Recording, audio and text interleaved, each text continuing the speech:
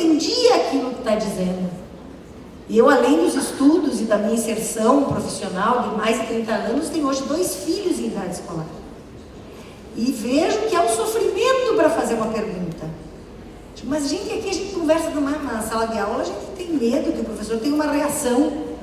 Esse medo da reação do professor vai ser o medo da reação do patrão, vai ser o medo da reação do político que a gente acha que não é correto, vai ser o medo da reação de alguém quando a gente enfrenta alguma situação de injustiça no cotidiano.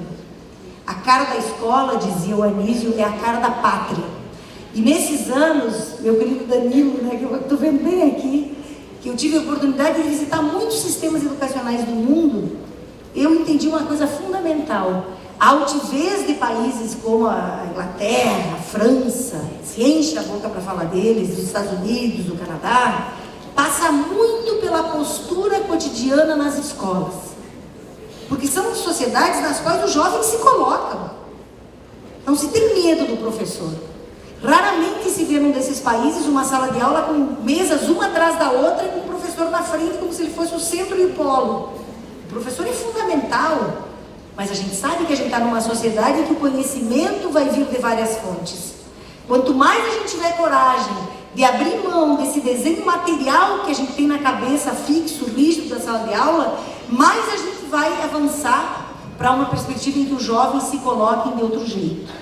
A cara da escola é a cara da pátria. E aí, trazendo esses 2 brasileiros, me permitam, trouxe 3 mapas que eu acho importantes para entender o Brasil e para entender onde anda o debate, onde entra o debate da educação integral. A educação integral não é uma metodologia nova. Agora, bom, já salvamos a escola com o construtivismo nos anos 80. Foi bacana, não tem dúvida que o construtivismo trouxe teve um papel, mas não tem como uma teoria do conhecimento resolver os problemas da escola. A educação integral é uma política, é uma agenda, é uma estratégia que se conjuga a todas as estratégias que vêm sendo construídas na perspectiva de uma escola cidadã. E eu estou muito convencida disso. Não é outra coisa. Ou a gente faz a escola cidadã, ou a gente faz a escola de tempo integral, ou a escola de educação integral. Não. Elas compõem estratégias que vão nos conduzindo para uma agenda política de consolidação de uma educação democrática, republicana, de qualidade, integral e para todos. Eu estou muito convencida disso, pelo tanto que eu andei, não só para fora, muito menos para fora, mas muito por dentro desse país.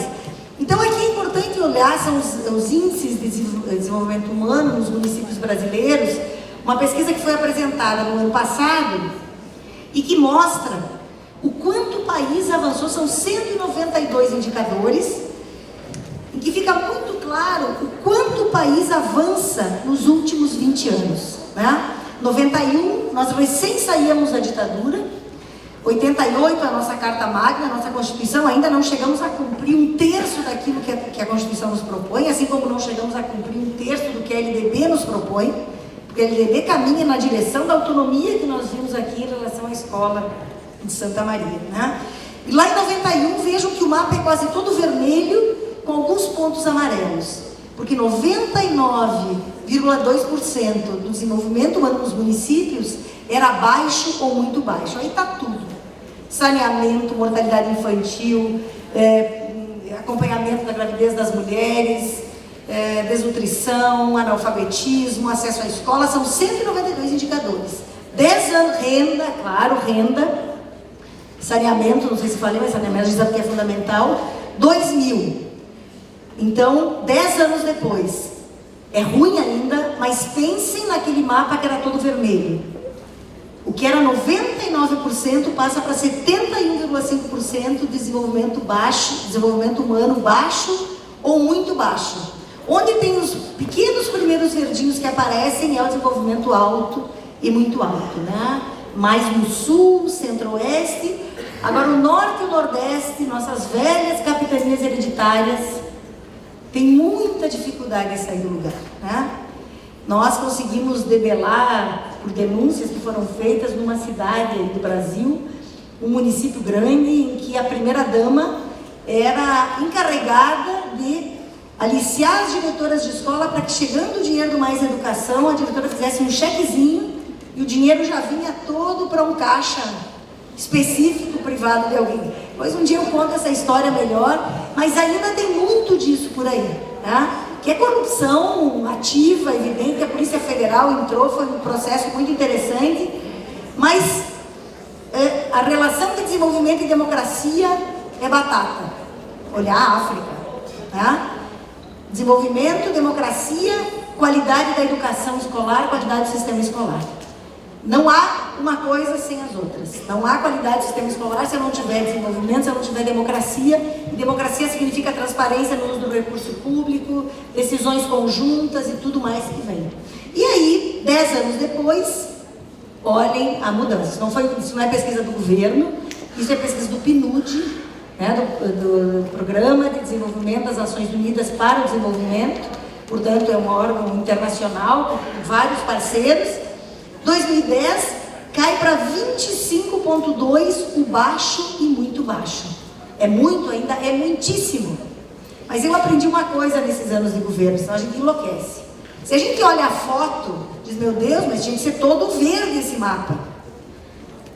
Se a gente olha a fotografia, se a gente olha o filme, o que era, passa as duas anteriores, o que era, o que ficou e aquilo que se conseguiu avançar, e aqui a qualidade da relação entre as políticas públicas e a sociedade. Isso é fundamental. A relação entre as políticas públicas e a sociedade que recebe essas políticas públicas. Quanto maior o nível de participação da população, mais se avança, mais se usa o dinheiro público no que tem que ser usado. Então, o debate da gestão democrática é um debate estrutural para a qualidade da escola. Inclusive, as verbas que chegam ou não chegam têm a ver com isso. Então, só é possível pensar em educação integral num país que vai avançando, que vai melhorando seus indicadores sociais. E esse é o nosso. Temos problemas, como dizia a prof da Escola de Santa Maria, muitíssimos problemas. Mas quem olha para a sociedade brasileira há 20 ou 30 anos sabe que nós estamos caminhando. Talvez com passos menos lentos do que gostaríamos, e isso às vezes nos deixa preocupados, mas nós estamos avançando. E vamos para frente. Aí aqueles dados se desdobram, quero dizer para vocês que essa apresentação fica à disposição de quem quiser. Porque esse é um material depois para ser usado na escola, seguramente há muitos colegas que não estão aqui. O Brasil tem 201 milhões de habitantes, para ter o tamanho da floresta, né? É grande, é extenso. 5.570 municípios, 192.676 escolas, sendo 38,5 no campo e 61,5 na cidade.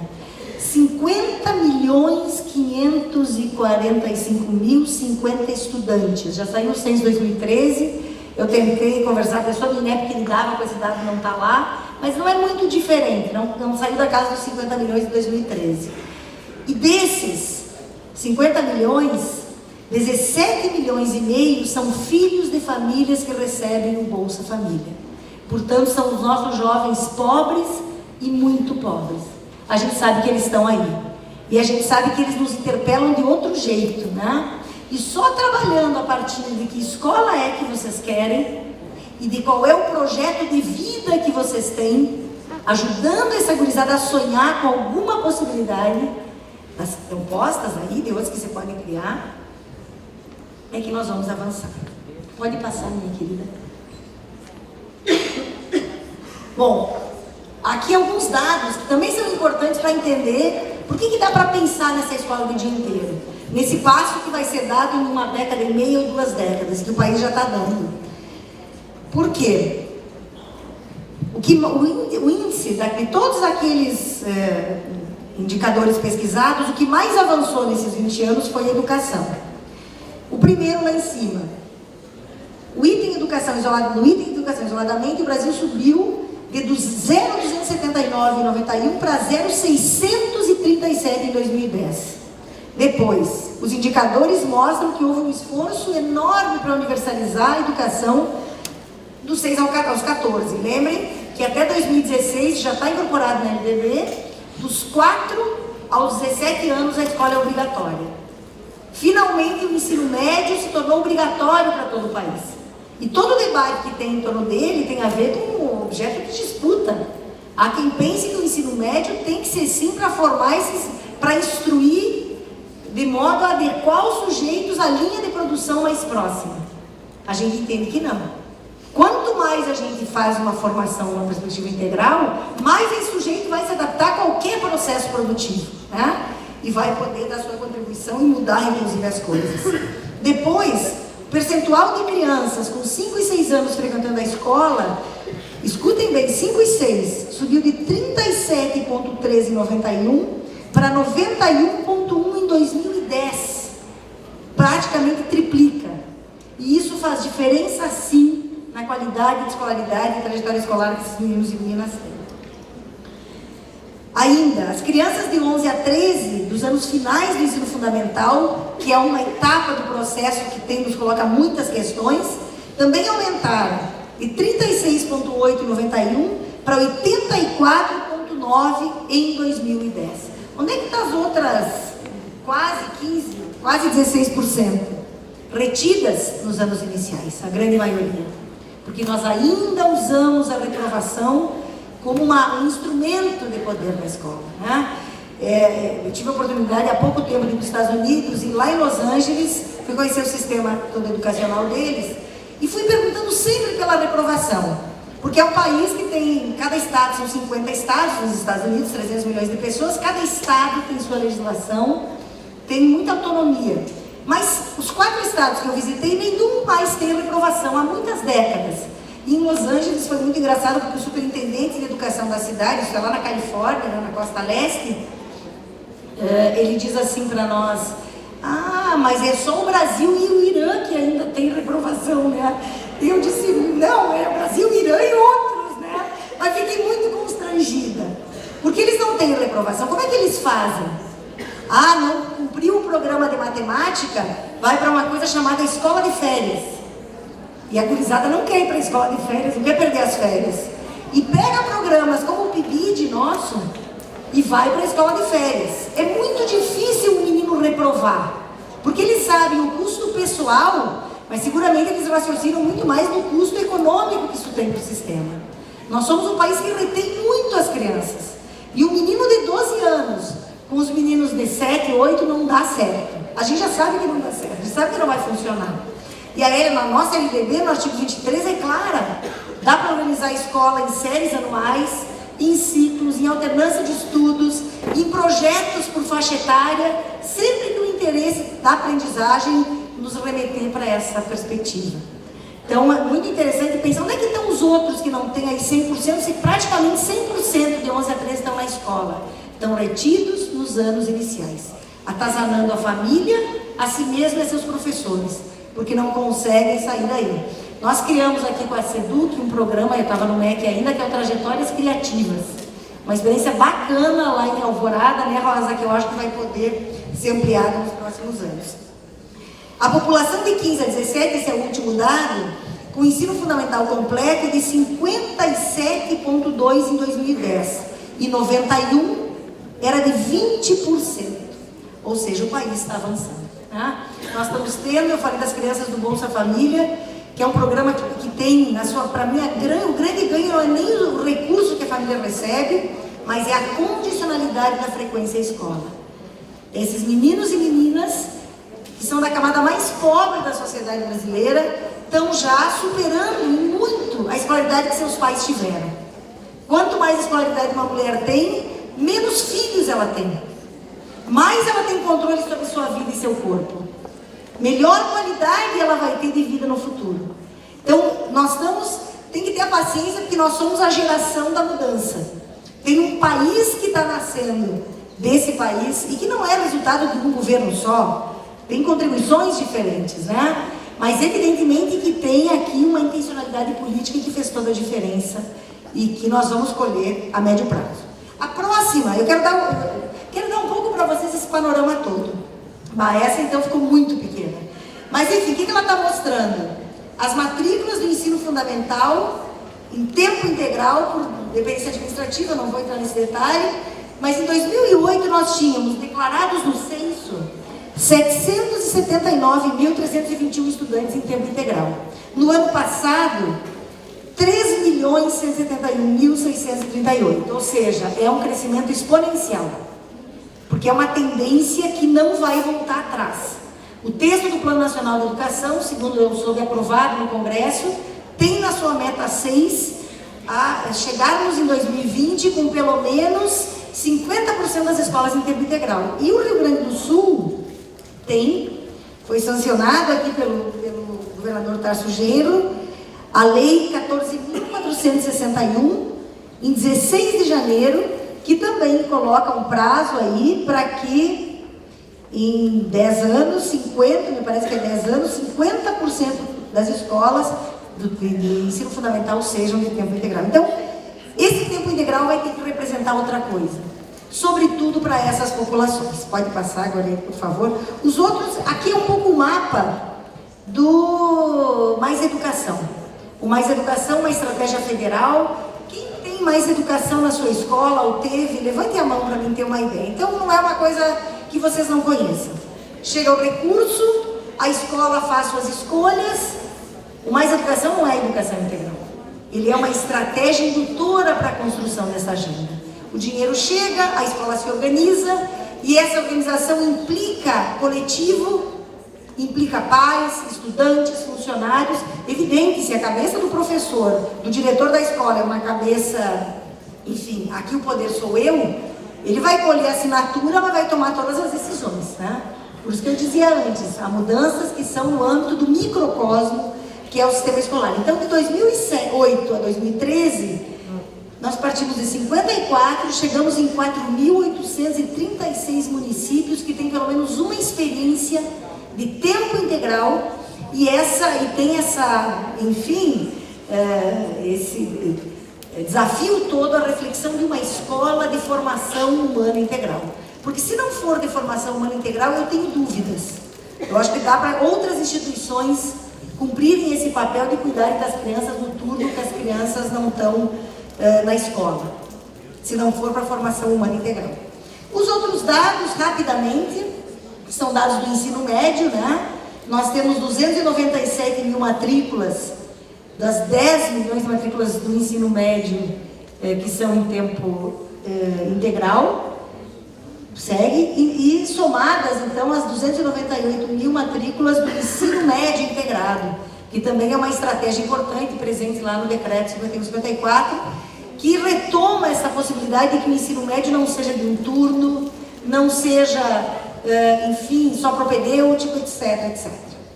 Posto isso, eu trago outro grande prócer desse debate.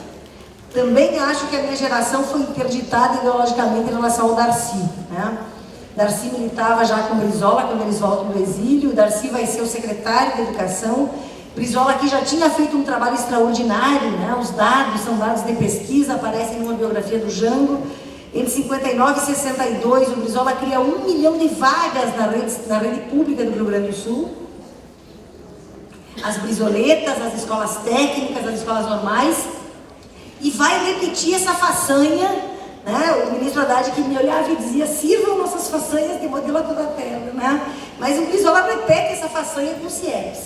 É a maior política pública do ponto de vista de construção. Se constrói 506 centros integrados de educação pública, que vão sofrer o terrível destino da descontinuidade das políticas públicas no nosso país.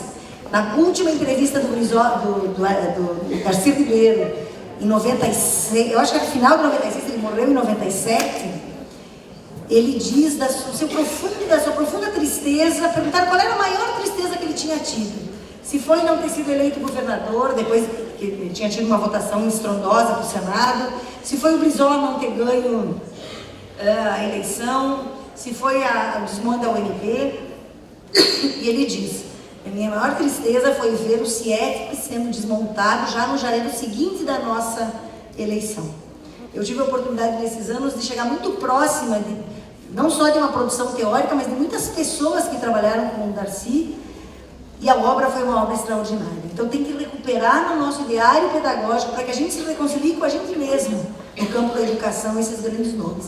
E o Darcy dizia o seguinte, a escola de dia completo, vale dizer, a que atende seus alunos das 7 ou 8 da manhã até as 4 ou 5 da tarde, não é nenhuma invenção do Brizola nem minha no CIEPS. Este é o horário das escolas de todo mundo civilizado. Todas essas horas de estudo são absolutamente indispensáveis para fazer com que o menino francês aprenda a ler e escrever em francês e o japonês em japonês. Oferecer a metade dessa atenção e às vezes menos ainda a uma criança mais carente que é daqueles países, porque afundada na pobreza e porque recentemente urbanizada, é condená-la a fracassar na escola e depois na vida. A tal crônica da morte anunciada. Morreu agora há pouco o grande Gabriel Garcia Marques, e era isso, né? A gente sabe o que é a crônica da morte anunciada. Um aluno que começa a não ir bem, que não estabelece vínculo nenhum na escola, que não tem aquele apoio, aquela sustentação dos pais em casa. A gente sabe que daqui a pouco a gente já perdeu esse aluno. Ele pode fazer idas e vindas, mas daqui a pouco ele está no tráfico, daqui a pouco ele está na droga, daqui a pouco ele está morto. A gente conhece essa crônica da morte anunciada, então a gente tem que conseguir fazer coisas que não façam com que essa situação chegue nesse lugar. E esta escola de tempo e formação integral, tempo como direito desses meninos e meninas, não como tempo assistencial. Fiz a referência às mulheres no mundo do trabalho, mas disse muito claramente, se essa escola não for de formação integral, outras instituições podem cuidar dessa criança. Não precisa ser a escola, com todo o custo que tem. Custo não, o Lula dizia, não, tem que ser investimento que se está falando quando fala em educação. Calou muitos ministros quando falavam do custo da educação. Não, a educação é sempre investimento. Então, esse investimento em educação tem que ser para a formação humana integral. Uma formação no campo das artes, da cultura, uma educação que, como diz o Carlos Rodrigues Brandão, nos leve a ter vida interna, capacidade de sonhar, capacidade de ter desejo de escrever poema, de ter desejo de escrever coisas sobre a comunidade onde eu vivo, né? O gosto pela ciência, as perguntas sobre a vida, por que chove, por que não chove, por que tem seca, por que faz tanto frio no inverno e tanto calor no verão no Rio Grande do Sul. Gente, isso é uma pesquisa fundamental para os nossos estudantes pesquisarem. E isso tem que mover o nosso cotidiano pedagógico. E aí, a partir disso, 5 dimensões que são fundamentais para pensar essa escola de tempo e formação integral. Currículo. O que o Mais Educação induziu foi turno e contraturno. O primeiro passo foi turno e contraturno. Muitas escolas permanecem no turno e no contraturno. Acabam conversando um pouco, porque os alunos começam a melhorar na sala de aula. Mas sem um projeto orgânico. Currículo de escola de dia inteiro, currículo de escola de tempo contínuo. Uma escola em que o turno desaparece. Quando a gente fala em turno integral, a gente comete um erro, inclusive semântico, né? Porque o turno já é integral. Tem que fazer um dia ser integral para as crianças. E tem que fazer a conversa entre esses dois momentos. O Mais Educação, ele vem sendo um modelo de transição para chegar nisso. E a gente sabe que precisa de tempo, não dá para jogar para a torcida, não, o governo vai resolver, não. Isso é uma construção, inclusive tomada de consciência da própria escola. Carreira docente, o Anísio foi bem claro, nós temos que caminhar sim para carreiras diferentes de formação, de carreira docente, de trabalho dos professores profissionais da educação. Esse professor tem dedicação exclusiva. Quando a gente pensa nas instituições federais de ensino, que são as de maior excelência do país, tenham certeza, eu tive a oportunidade de conhecer nesses anos o colégio, a Rede Pedro II hoje, 14 unidades, escolas criadas pelo Pedro II, nosso imperador. Eu sempre penso que se ele tivesse caçado menos borboletas e criado mais escolas, naquilo que a Rainha Vitória, na mesma época, fazia na Inglaterra, o país estava em outro lugar. Pois o colégio Pedro II hoje tem 14 mil estudantes. Não tem uma escola de tempo integral ainda, consegue praticar 5 horas diárias, mais 5 horas no sábado. E todos os seus professores são de dedicação exclusiva, vivem aquela escola, tem tempo para planejar naquela escola, tem uma carreira federal. Tive a oportunidade desses anos de fazer muitos debates com o senador Cristóvão, né, que fala da federalização da educação básica. Sempre disse para ele que eu acho isso uma temeridade. Porque Brasília decidiu o cotidiano de cada escola, nós vamos perder muita autonomia. Mas nós temos que ter padrões nacionais de educação, inclusive de carreira docente, e caminhar para a dedicação exclusiva. Evidente que quem já consolidou uma carreira e tem toda a coisa previdenciária numa escola, então não vai querer voltar atrás. Mas os jovens que estão entrando agora, a carreira dos novos, ela pode progressivamente ser. E muitos municípios, como o governador Valadares, fez inclusive a escolha dos professores. O governador Valadares é um exemplo, né, entre vários que eu conheci no país, que universalizou o tempo integral. numa perspectiva de formação integral. E os professores puderam optar por essa carreira de dedicação exclusiva, que é a carreira que nós temos nas universidades federais e que faz muita diferença, não só no nosso salário, mas na nossa qualidade de vida, porque eu não preciso correr de uma escola para outra. Tá? Nós vamos ter que caminhar conjuntamente para isso também no Rio Grande do Sul. Formação de professores, inclusive aqui todo o debate das disciplinas e da relação entre as disciplinas e da relação das disciplinas acadêmicas com a vida cotidiana das escolas. Nós ainda temos uma formação de professores, como diria o Darcy, ornamental e livresca. Tá? Eu dou aula para esses meninos e meninas, são muitos, e eu digo, bom, eu espero que vocês tenham sorte e sucesso para juntar todos os pedaços desse mosaico que é a formação que vocês recebem aqui na universidade. Nós temos que ter coragem de dar um passo nisso, que o professor comece a formação dentro da escola, que tem uma escola de referência, o PIBID começa a ensaiar nessa direção, a escola de referência, e a partir da escola os problemas que a escola tem, o que isso tem a ver com a história da educação, com a sociologia da educação, com a filosofia da educação, o que isso tem a ver com as didáticas, com as metodologias, gestão. Os nossos diretores hoje são administradores de recursos, muitos por vontade, enfim, férrea, né? Porque nunca tiveram formação, e não é culpa deles nem da secretaria. As universidades seguem um ritmo que ainda mudou tudo que se avançou nos últimos anos. Infraestrutura. E nesse ponto, depois eu vou trazer vários dados, aqui nós temos um déficit que é estrutural para nós. Nós não conseguimos ter um padrão de escola no Brasil. As escolas do centro, as escolas da periferia, eu tive a grande alegria de participar em dois momentos dos governos municipais em Porto Alegre, em governos que investiram fortemente, né, na recuperação da malha física das escolas do colégio, que era do planejamento nessa época. Mas não é o comum entre nós. Nós temos mais de 40% dos prédios escolares no Brasil que não foram construídos para ser escolas. Inclusive nós temos, o percentual não é exato, cerca de 30%, pode ser mais, menos, de prédios alugados para serem escola. Eu sou muito amiga de um rapaz que era coordenador do Mais Educação do Estado de Goiás e virou prefeito de uma cidade do interior. Uma cidade que tem uma escola rural e uma escola urbana. O prédio da escola, criado há 12 anos era alugado da mesma família, que era uma família que financiava, inclusive, a campanha do prefeito anterior. Vejam o patrimonialismo, a relação entre interesses pessoais e aquilo que é o espaço público, o patrimônio público. A escola tem que ser o prédio mais bonito da cidade, mais cuidado da cidade. E esse é o indicador da qualidade da civilização que a gente está montando. Tá? Fiquei muito feliz vendo as fotos. Imagino o que é a escola com as mudanças, a de Santa Maria com as mudanças que fizeram. E aí eu quero, bom, em gestão, né? Eu já vou voltar em infraestrutura. As questões de gestão.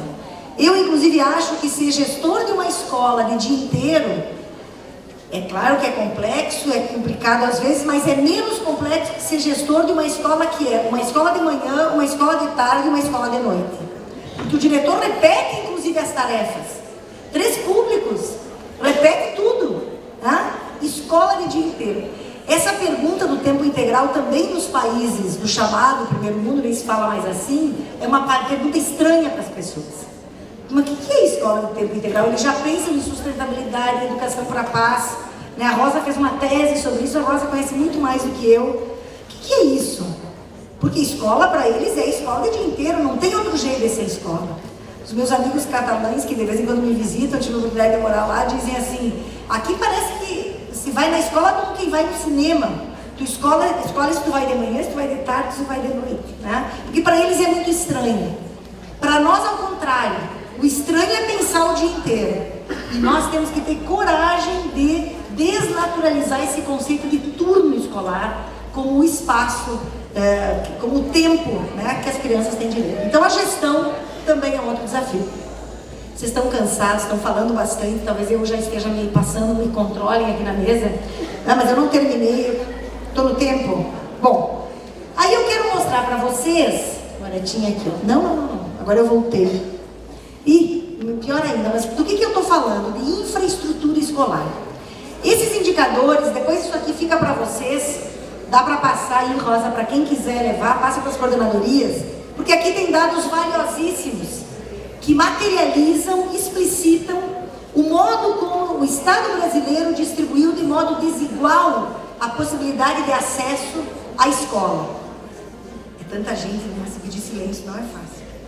Mas isso é para mim, um flagrante descumprimento do artigo 206 da Constituição Federal, que fala em igualdade de condições de acesso e permanência. As crianças do Brasil não têm igualdade de condições de acesso e permanência. E aí, na primeira coluna, nós temos o conjunto das escolas públicas, excluídas as escolas em que estão os estudantes, a maioria de estudantes, filhos da Bolsa Família, que são os 17 milhões, que são os mais pobres. E na segunda fileira estão as escolas em que estudam esses meninos. Todos os indicadores, e vamos ver aqui, tem o anterior aqui, todos os indicadores mostram que as escolas em que estudam os mais pobres são escolas menos dotadas de condições. Laboratório de Informática, 47 a 29. Sempre a segunda é onde estão os mais pobres. Sanitário para Educação Infantil, 22 a 4. Baixo em um, mas no outro é muito mais baixo. Sanitário interno, banheiro interno, 90 a 73%. Biblioteca, 35 a 19. Sanitário para necessidades específicas, pessoas com necessidades especiais, 24 a 10. Energia, dependências para necessidades especiais, 20 a 9. Energia, rede pública, bom, fizemos